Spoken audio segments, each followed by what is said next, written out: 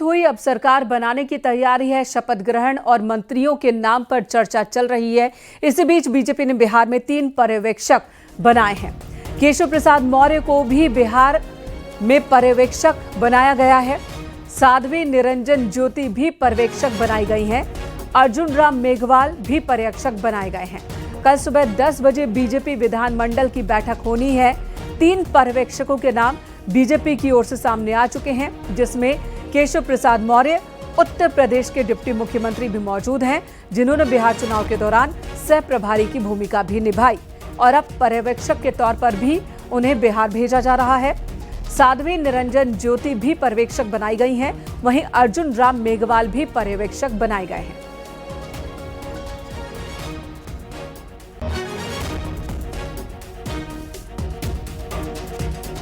तो कल सुबह 10 बजे बीजेपी विधानमंडल दल की बैठक होनी है। बम्पर जीत मिली है बिहार में एनडीए को। 202 सीटों पर एनडीए ने जीत हासिल की, जिसमें सबसे बड़ी पार्टी बनकर उभरी है इस बार बीजेपी। 89 सीटों पर बीजेपी को जीत हासिल हुई है। दूसरे नंबर पर जेडीयू है और बीजेपी विधानमंडल दल की कल बैठक होनी है। किन किन नाम को आगे कैबिनेट के लिए भेजा जाना है, पर्यवेक्षकों की यही जिम्मेदारी है तय करनी।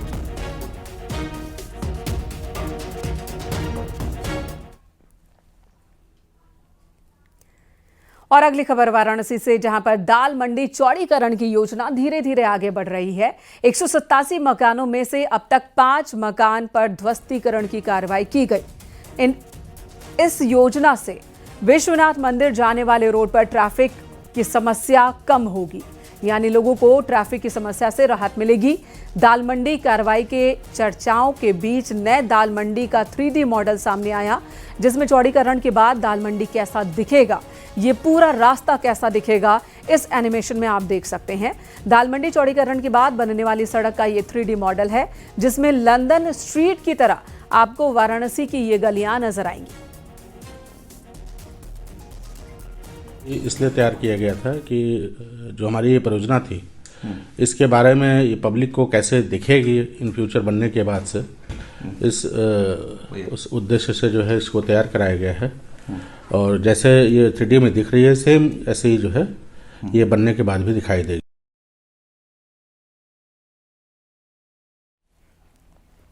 और अगली खबर झांसी से, जहां एक दारोगा का एक वीडियो सोशल मीडिया पर वायरल हो रहा है। दारोगा एक महिला को सबसे बड़ा गुंडा कह रहा है। महिला जमीन संबंधी मामले को लेकर थाने पहुंची थी।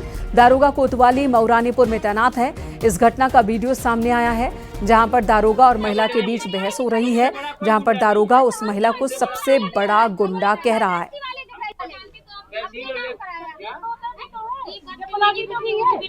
बदतमीजी नहीं है यहाँ, कोई बदतमीजी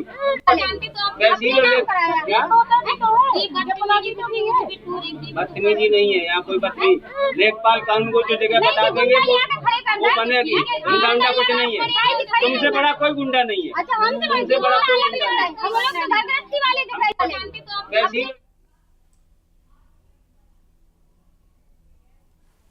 मथुरा में जमीन के मामले में सुनवाई न होने पर एक महिला ने बच्चों के साथ डीएम ऑफिस के बाहर हंगामा किया, खुदकुशी करने की भी कोशिश की। पीड़िता के हंगामे को देख पुलिस वहां पहुंची और उसे समझा बुझाकर शांत कराया गया। महिला का आरोप है कि उसके परिवार और गांव के लोगों ने उसके खेत पर कब्जा कर लिया है, जिसे लेकर 8 महीने से वो अधिकारियों के चक्कर लगा रही है, लेकिन उसकी सुनवाई नहीं हो रही।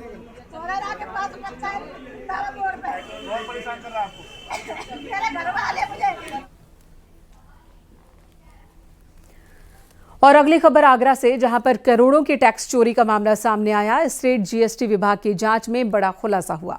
बोगस फॉर्म बनाकर करोड़ों की टैक्स चोरी की जा रही थी। फर्जी कंपनियों के जरिए लगभग 25 करोड़ रुपए तक की टैक्स चोरी का मामला सामने आया और अब पुलिस जीएसटी विभाग की टीम आगे की कार्रवाई में जुटी है। जांच में पता चला कि लगभग 17 ऐसी कंपनियां हैं जो फर्जी तरीके से तैयार की गई और टैक्स चोरी इनकी मदद से हो रही थी। सेंट्रल जीएसटी विभाग में रजिस्ट्रेशन करवाया था इन्होंने, लेकिन स्टेट जीएसटी विभाग को इनकी खबर नहीं थी। जैसा कि आप जानते भी हैं और पूरे देश में इस समय जीएसटी में फर्जी फर्मों का एक बहुत बड़ा रैकेट हर राज्य में सामने आ रहा है, जहां बोगस फॉर्म भरा के आईटीसी पास ऑन की जाती है। तो उसी सिलसिले में माननीय मुख्यमंत्री जी द्वारा जो समीक्षा की गई थी जून में, उसके बाद से उनके एवं शासन के निर्देश पे हम लोगों ने जितनी प्रत्येक फर्में जो रजिस्टर्ड हैं जीएसटी में, चाहे वो सेंट्रल जुरिडिक्शन में हो चाहे स्टेट में हो, उनकी प्रतिदिन रेकी करा रहे हैं। हम लोग जाके देख रहे हैं कि वो दुकान अस्तित्व में है कि नहीं है। लखनऊ की महापौर सुषमा खरकवाल ने नगर निगम में काम करने वालों के सत्यापन के निर्देश दिए। नगर निगम में 3500 लोगों के सत्यापन पर कार्रवाई करने के निर्देश हैं, जिसमें अगर बांग्लादेशी या फिर रोहिंग्या पाए जाते हैं तो उन्हें फौरन हटाने का आदेश दिया गया है। महापौर ने मौके पर पहुंचकर व्यवस्थाओं का जायजा लिया। 1 हफ्ते में कार्रवाई पूरी करने के निर्देश दिए। 3500 कर्मचारी हैं, 3500 कर्मचारी है एलएसए में। अच्छा, एलएसए में 5 जोन है, zone 1, zone 3, zone 4, zone 6, zone 7। 5 जोनों में 3500 कर्मचारी हैं, जिनकी लिस्टिंग हो गई है और 1 हफ्ते के बाद स्पष्ट हो जाएगा कि कौन कहाँ के हैं, और जो यहाँ के नहीं हैं उनको बाहर किया जाएगा। और अगली खबर अयोध्या से, जहां राम मंदिर के शिखर पर ध्वजारोहण का आज रिहर्सल किया गया। मंदिर के शिखर पर ध्वज फहराया गया। राम मंदिर ट्रस्ट के सदस्य और भवन निर्माण समिति के अध्यक्ष के नेतृत्व में आज ट्रायल पूरा किया गया। 25 नवंबर को प्रधानमंत्री नरेंद्र मोदी के आगमन से पहले तैयारियां पूरी की जा रही हैं। व्यवस्थाओं को लेकर प्रशासन भी पूरी तरह से अलर्ट पर है।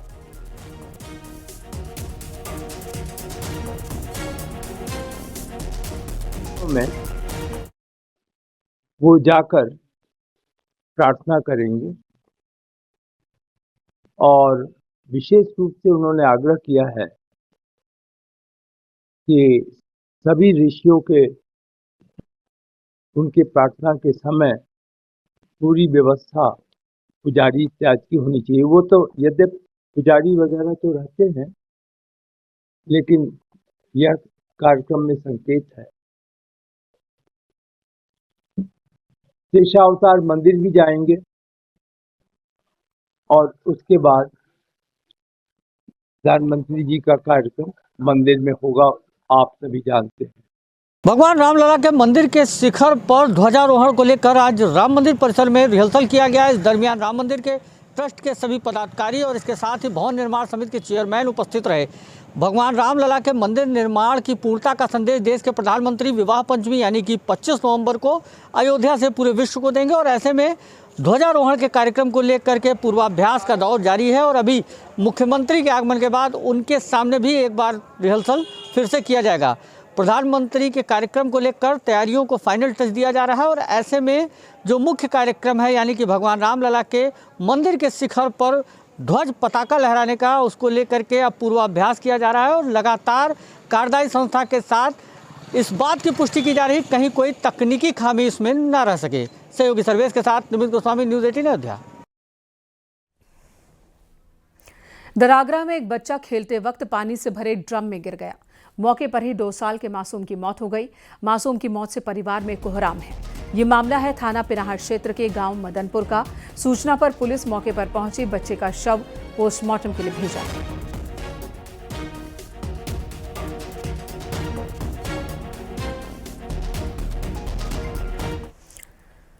कानपुर से खबर, जहां पर छेड़खानी से परेशान एक लड़की ने युवक की जीभ काट दी है। खेतों में काम करने गई थी पीड़िता। लड़की की शादी तय होने से परेशान था लड़का। पुलिस ने मुकदमा दर्ज कर जांच शुरू कर दी है। बिल्हौर थाना क्षेत्र का ये मामला बताया जा रहा है।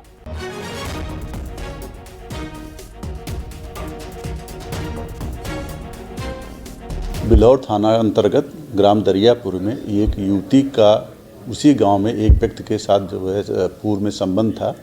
कल उस व्यक्ति के द्वारा उस महिला का पीछा किया गया, जिसमें जो है उनके आपस में बीच बचाव हुआ, झगड़ा होने लगा। उस बीच बचाव में उस व्यक्ति की जीभ कट गई है और इस संबंध में महिला के प्रार्थना पत्र पर अभियोग पंजीकृत कराया गया है और आवश्यक विधिक कार्रवाई की जा रही है। इधर फर्रुखाबाद के थाना कमालगंज क्षेत्र में छात्रों से भरी वैन में आग लग गई, जिसके बाद बच्चों में अफरा तफरी मच गई। डरे हुए बच्चे किसी तरह वैन से बाहर निकले। बच्चे सुरक्षित हैं। इस वैन में 6 बच्चे सवार थे। गौतम बुद्ध शिक्षण संस्थान कनकौली की ये वैन बताई जा रही है। पुलिस मामले की जांच कर रही है कि आखिर वैन में आग कैसे लगी। स्कूल प्रबंधन समिति से भी पूछताछ की जा रही है। आग से वैन पूरी तरह से राख हो गई।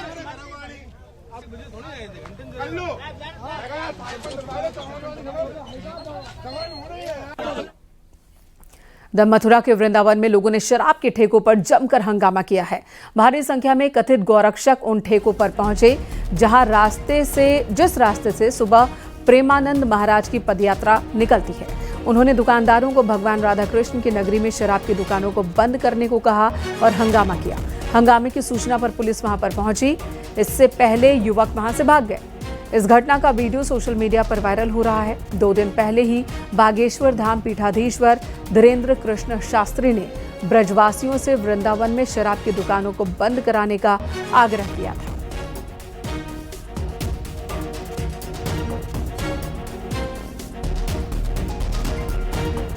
तो भाई मैं इस टाइम हूँ वृंदावन में। ये सामने देख रहे हो, ये वो रास्ता है। सामने देखो एक बार महाराज जी, ये वो रास्ता है जहाँ से सुबह प्रेमानंद महाराज जी निकलते हैं। और जो अभी धीरेन्द्र शास्त्री महाराज जी ने कहा था कि भाई जो उनके रास्ते के बीच में जो ठेका पड़ता है वो ये रहा, जो सामने ठेका देखो शराब भी, एक बार जूम करके दिखाओ।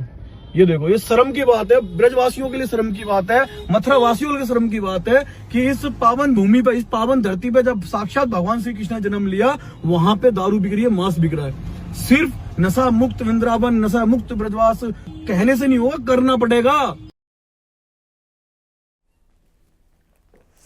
बरेली में मौलाना तौकीर रजा के करीबियों समेत कई बड़े बड़े भूमाफियाओं, दबंगों और अपराधियों से खाली हुई जमीनों पर गरीबों के लिए आशाना बनाया जाएगा। सरकार ने प्लान तैयार कर लिया है। बहुत जल्द ही इस पर काम भी शुरू हो जाएगा और गरीबों को सस्ते दाम पर अपना घर मिल सकेगा। यूपी में कई दूसरे शहरों में इस योजना पर काम शुरू हुआ है, जहां माफियाओं की जमीन पर गरीबों के लिए सरकार ने घर बनवाया है।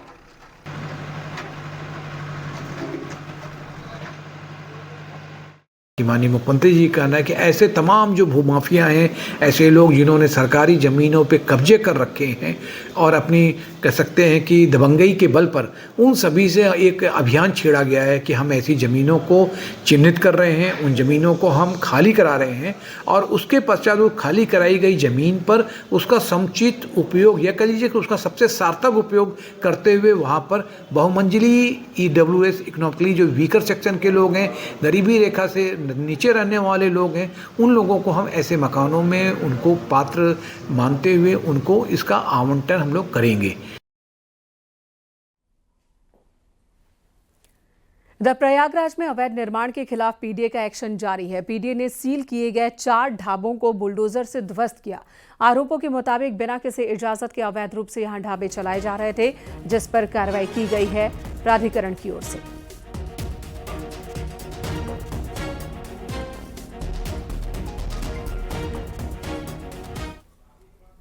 सोनभद्र जिले में अवैध खनन को लेकर एनजीटी ने बड़ी कार्रवाई की। डीएम पर 10,000 रुपए का जुर्माना लगाया। एनजीटी ने डीएम की ओर से जांच रिपोर्ट में गलत जानकारी देने पर यह कार्रवाई की है और इस हादसे में अब तक 7 शव बरामद किए गए। अब तक एक बड़े चट्टान के रास्ते में आने से रेस्क्यू कार्य धीमी गति से चल रही थी और अब रेस्क्यू कार्य और तेज गति से शुरू किया गया है। माफ कीजिएगा, रेस्क्यू कार्य अब खत्म कर दिया गया है। प्रशासन का कहना है कि उन्हें उम्मीद नहीं कि यहां से और शव बरामद किए जा सकते हैं। खनन हादसे में एक बड़ी अपडेट आ रही है। मैं आपको बता दे रहा हूं कि एनजीटी ने सोनभद्र के जिलाधिकारी पर 10,000 का जुर्माना लगाया है। इन पर आरोप है कि इन्होंने गलत हलफनामा देकर बताया कि कोई भी एनजीटी की नियमों की धज्जियां इस खदान में नहीं उड़ाई जा रही थी, जिसके बाद अब हादसे के बाद एनजीटी ने इसको देखते हुए जिलाधिकारी के ऊपर 10,000 का जुर्माना लगाया गया है। वहीं मैं आपको बता दे रहा हूँ कि अब अभी भी रेस्क्यू कार्य चल रहा है। खबर हाथरस से, जहां पर सड़क हादसे में एक युवक की मौत हुई है। मुरसान कोतवाली के पास मथुरा बरेली रोड पर यह हादसा हुआ। 8 महीने पहले ही उसकी शादी हुई थी। बाजार जाने के लिए घर से अपनी बाइक से निकला था युवक। रास्ते में किसी अज्ञात गाड़ी ने बाइक में टक्कर मारी, जिससे युवक गंभीर रूप से घायल हो गया। पुलिस ने गंभीर हालत में उसे जिला अस्पताल भेजा, जहां डॉक्टर्स ने उसे मृत घोषित कर दिया। पुलिस ने शव को पोस्टमार्टम के लिए भेजा है।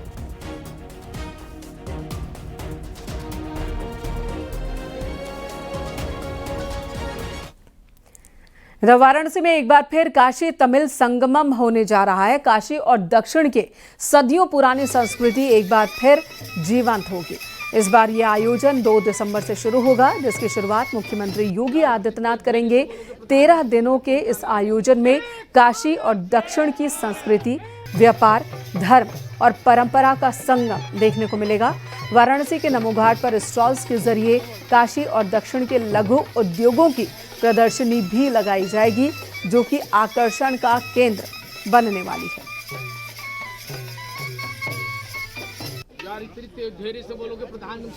इस बार चौथा काशी तमिल संगमम हो रहा है और 2 दिसंबर से 15 दिसंबर तक इस बार काशी तमिल संगमम का आयोजन काशी में हो रहा है। और इस बार जो तमिलनाडु से काशी आते हैं लोग, तो इस बार 1400 लोग काशी आ रहे हैं, जो 2 दिसंबर से 15 दिसंबर के बीच में आएंगे। तो उनका नमो घाट पे सभी काशी वासियों के साथ उनका सार्वजनिक कार्यक्रम होगा, कल्चरल प्रोग्राम होगा। और उस कार्यक्रम में यहाँ सांस्कृतिक धरोहरें तमिलनाडु से जो लोग आ रहे हैं वो यहाँ देखेंगे, और काशी से लोग आके तमिलनाडु के ट्रेडिशन को, परंपराओं को समझेंगे। लखनऊ में चलती कार में आग लग गई। मालिक खान सराय चौराहे के पास आग लगी है। शॉर्ट सर्किट की वजह से आग लगने की खबर है। फायर ब्रिगेड की टीम ने इस आग पर काबू पा लिया। थाना ठाकुरगंज क्षेत्र की ये घटना है।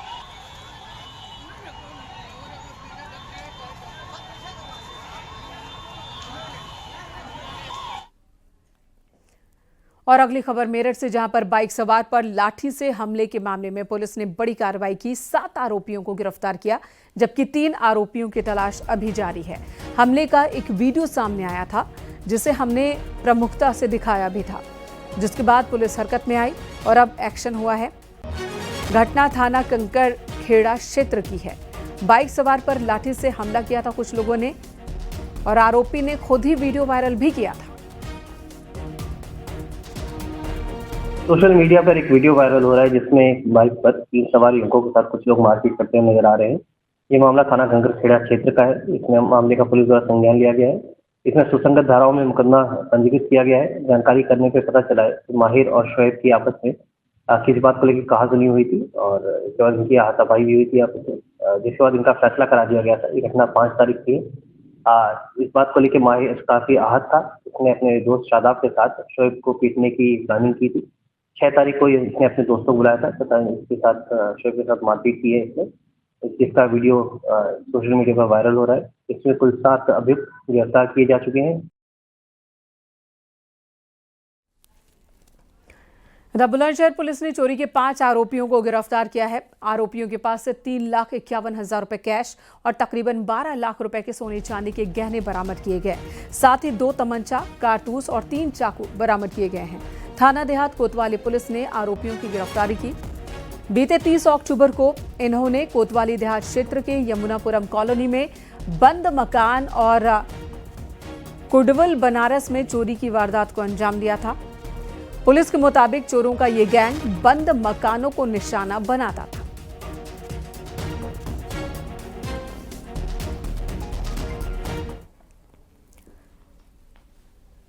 बिहार में एनडीए की जीत के बाद लखनऊ में एक डॉक्टर को बीजेपी की तारीफ करना भारी पड़ गया।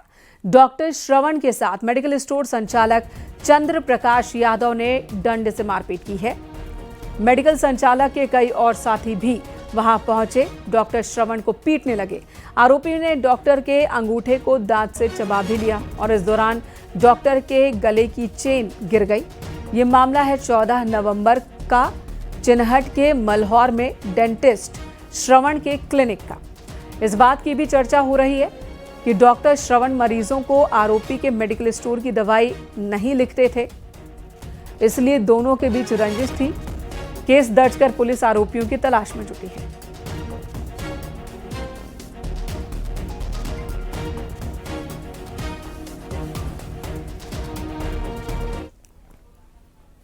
और अगली खबर नोएडा से। ट्रायल के लिए भंगेल एलिवेटेड रोड खोल दिया गया है। 6 लेन का ये रोड है जो कि ट्रायल के लिए भी खोला गया है। आगाहपुर पेट्रोल पंप से NSEZ तक 6 लेन एलिवेटेड रोड की ट्रायल की शुरुआत कर दी गई है। साल 2020 में रोड बनने की शुरुआत हुई थी। एलिवेटेड रोड की लंबाई है 4.5 किलोमीटर। इसकी लागत 608 करोड़ रुपए बताई जा रही है लगभग। वहीं किसानों ने इसे लेकर नाराजगी जताई है।